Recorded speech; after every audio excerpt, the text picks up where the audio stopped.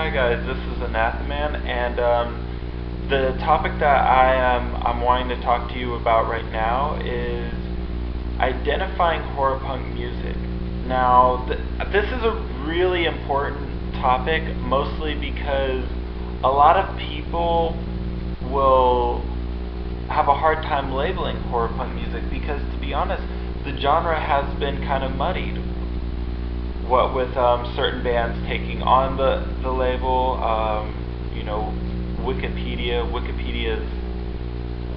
Wikipedia has so much misinformation on horror punk.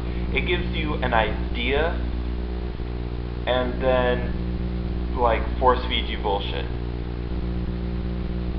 So one of the things about like Wikipedia that it's the misinformation that makes it hard for somebody who wants to know more about the genre is that the band list. I mean, there are some genuine like horror punk bands, and then there's just bands that's like, who the fuck like wrote this? Like, who the hell did that? Because there's like, if I remember right, now this may have been edited out, so at the time that you're watching the band may have been edited out, but there was a band that was from like Czechoslovakia, and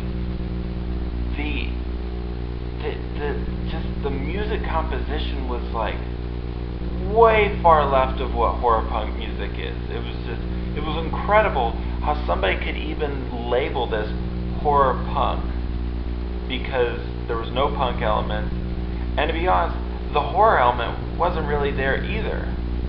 It was insane. But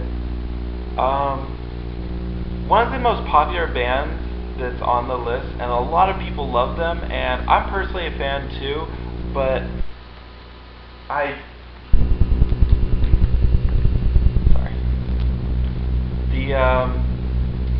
they're just not a horror punk band, is the Murder Dolls. The Murder Dolls are they're a great band. I prefer Wednesday 13 and Frankenstein Drag Queens from Planet 13 more, but they're still a good band. But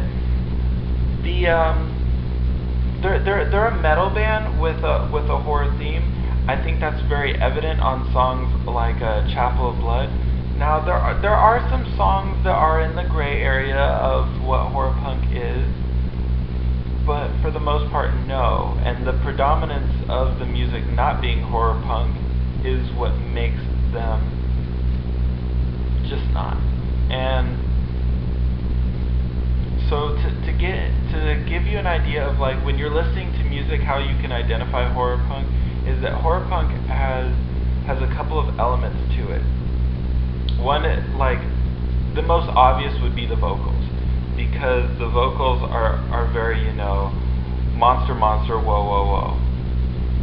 And some of the earliest examples of horror punk music with the originator of the genre, the Misfits, with Danzig, is you have like London Dungeon, which is like, his voice has that whole doo-wop-y like vocalization in it. And then of course there's the tracks of Jerry Only in the background doing the vocalization. So that type of vocalization stands out in horror punk music. And I'm not saying that you necessarily need to have that style of vocalization for it to be classified as horror punk. It's just that's the predominance of vocalization. When you get into like female singers, it gets much harder, because that type of vocalization is for the most part, women really can't do it the same way that men do, because our vocal tones are different. So it makes female artists a lot harder to pinpoint. The earliest horror punk female singer was Dina Cancer of 45 Grave and Penis Flytrap. I know, great name.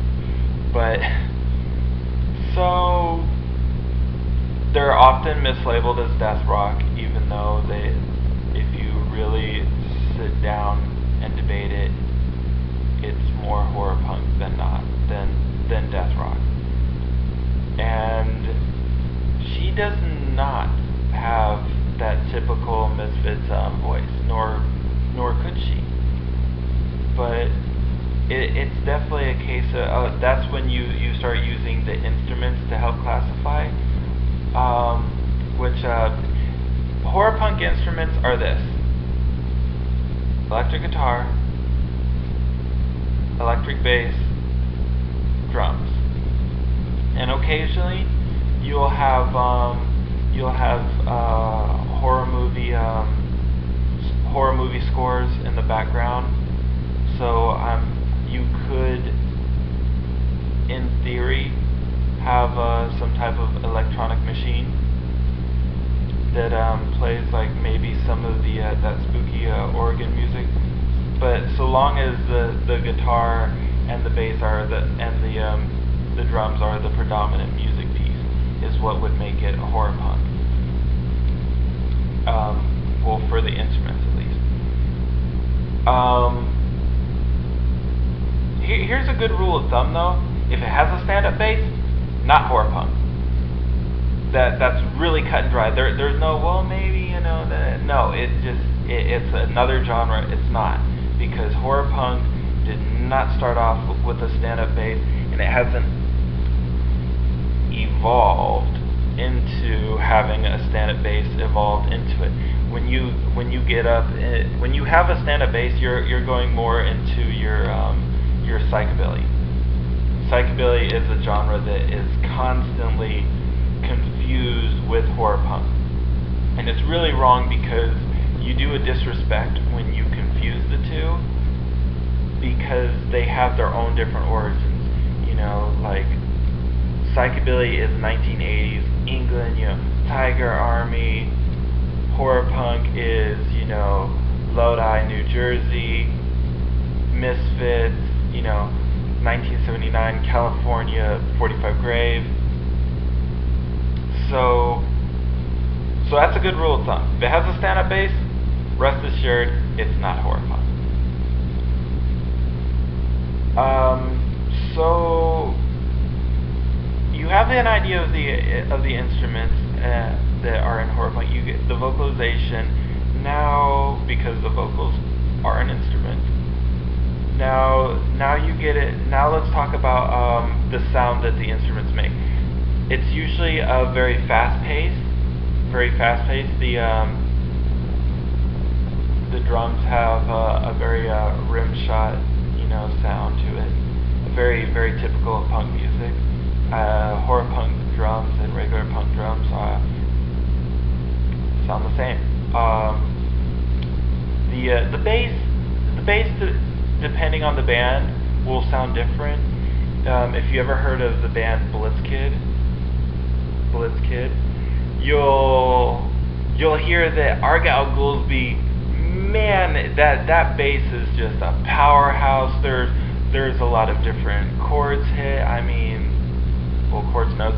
The bass is a very powerful instrument in their music, and there's times where the Misfits it's a very powerful instrument as well.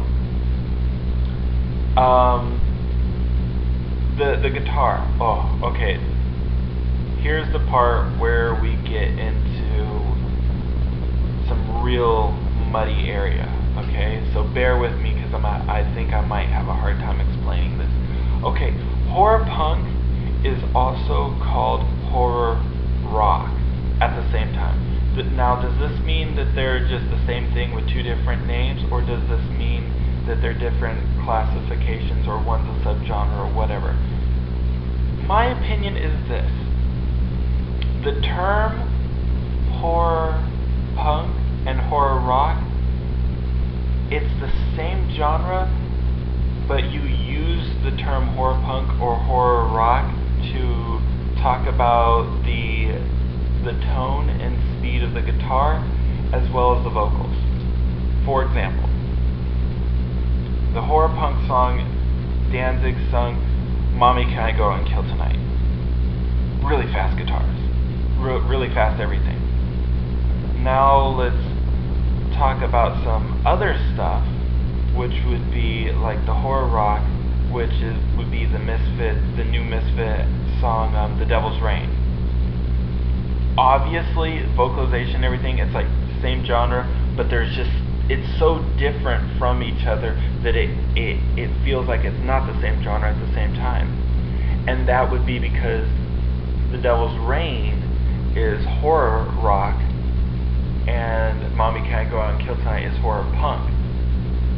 If you see what I'm saying here, the guitar tone, if it's fast and it's very typical of punk music, will be classified as horror punk. And if the guitar is toned to a more rock setting, it would be more horror rock. And those who listen to that genre of music as their predominance are just called horror punks, instead of like horror rockers or horror punks based on their preference. They're just both called horror punks. I hope I didn't confuse anyone, because I know like years and years ago when I was in my horror punk band, and we were really researching the music, it kind of confused me at times, because it's weird that it's the same genre, but the different tones of the guitar will change the name. It's really weird. Okay, now let's talk about gray area.